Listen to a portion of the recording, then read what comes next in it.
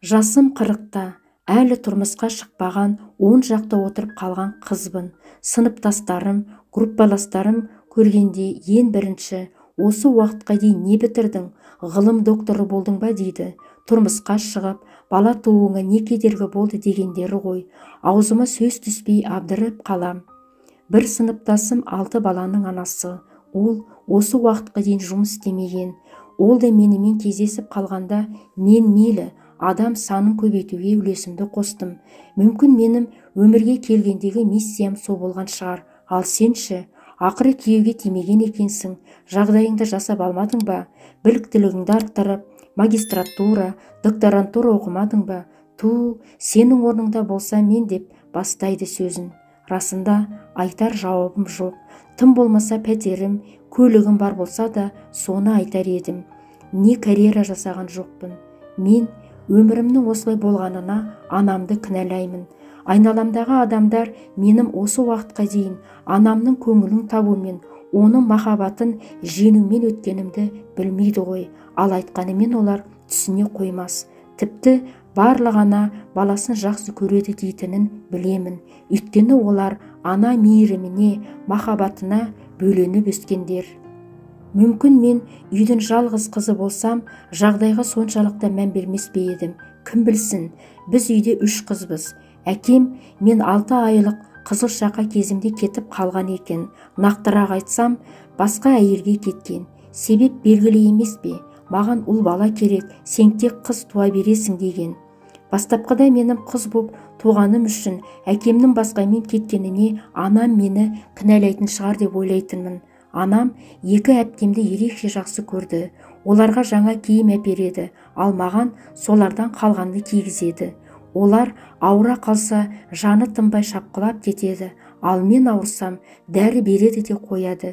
Түнде шөлдеп су ішем десем әпкемді оятатын: анау қызға су берші деп.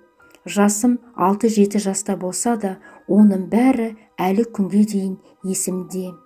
Бой жеттік. Анам 2 әпкемнің оқу үлгілеріне көңіл бөліп, жоғары оқу орнына түсуге дайындады. Қосымша үйірмелерге жетектеп баратын. Сөйтіп, 2 әпкем де мемлекеттік грантпен оқуға түсті. Студент атанғанда оларға сыйлық жасап, торт сатып алып, атап өткені де есімде. Ал мен, мама, қандай мамандық таңдайын дегенімде білмеймін деп теріс қараған тұғын. Маған келгенде анамның көңілі де, жүрегі де мұз еді. Бала үшін анасының перзенттерін алалағанынан ауыр азап жоқ деп ойлаймын. Өйткені ол менің басымнан өтті. Үйдің бүкіл түрлігін жасап, кешке түрлі дәмді ас әзірлеп қойсам да, анам мені жақтырмады. Ал әпкем күйдіріп, жандырып, құймақ пісірсе, мақтап, сүйсініп отырып жейтін. Менің тамағыма ешқашан мақтау айтқан емес. Жаным ауыратын, жылайтынмын. Содан 9 сыныптан соң колледжге оқуға түстім. Анам ауырып қалса, дәрісін беріп, ине салып қамқор болсам, маған деген махаббаты оянатын шығар деген ой менікі. Осындай оймен медбикенің оқуын оқыдым. 2 әпкем бірінен соң бірі тұрмысқа шығып кетті. Қазір олардың балалары бар. Екеуі де 4-5 баладан туып, мамандықтарымен жұмыс істемей үйде отырып қалды. Сондықтан анама қаржылай көмектесетін мен ғана. Жалақымды топтап, ескірген үйіміздің есік терезелерін ауыстырдым. Шатырын, еденін ауыстырдым. Жаңа қақпа қойдырдым. Осылай әр жалақыма үйді жөндеуден өткіздім. Ас ауқатымыз, анамның дәрі дәрмегі бар, әйтеуір ақша артылмайды. Әпкелерім тұрмысқа шыққалы анам екеуміздің ғана тұрып жатқанымызға 15 жылдай боп қалыпты. Сенесіздер ме? Анам менімен шүйіркелесіп әңгімелескен емес. 2 әпкем келе қалса, олармен әңгімесі таусылмайды. Қимай қоштасып шығарып салады. Олар келсе, ашық жарқын күліп, анам бір жасап қалады.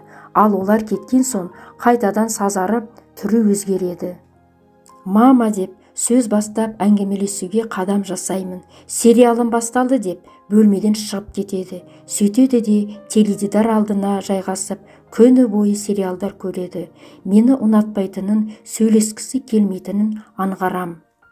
Өстіп, анамның көңілін қалай табамын деп жүргенімде өз өмірімді ұмытыппын.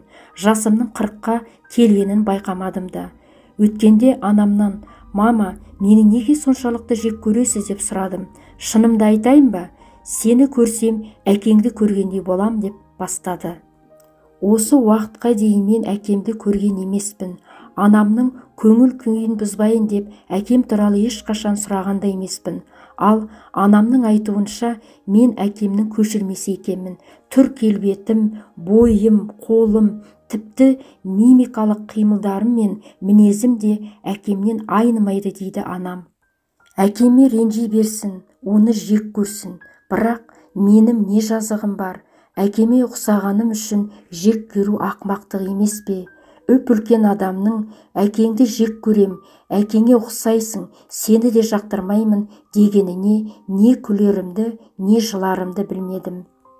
Пластикалық операция жасап, түрімді өзгертейін бе деп күлдім. Соңынан осы уақытқа дейін бір ауыз жылы сөзіңізді қимайтындай мен емес, әкем ғой сізді тастап кеткен. Бір ретте құшақтамағансыз. «Қызым, айналайын» деген сөзіңізге зәрумін. Жаным ауырады деп жыладым. Анам селк етпеді. Жылап жатқанымды көріп кеп құшақтамады да. Менімше өз қатесін түсінбеді. Мейлі, түсінбесе де өңешімдегі бір түйін жоғалғандай тынысым ашылды. Осы сөзді бірнеше жыл бұрын айтсам болады ғой.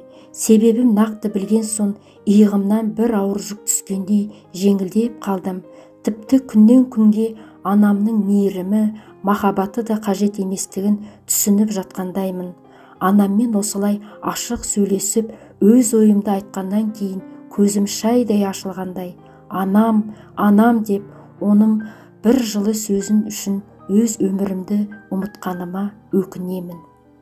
Бұрын-ақ білімімді жоғарылатуды, жігіттермен танысып, байланыс орнатуды ойлауым керек еді. Қыздармен пәтерге шығып кетсем де, өмірім басқаша болар ма еді деп ойланам. Әрине, енді бәрі кеш екенін білем. Енді тұрмысқа да шықпайтынымды, дәрігер боп кетпейтінімді де түсінем.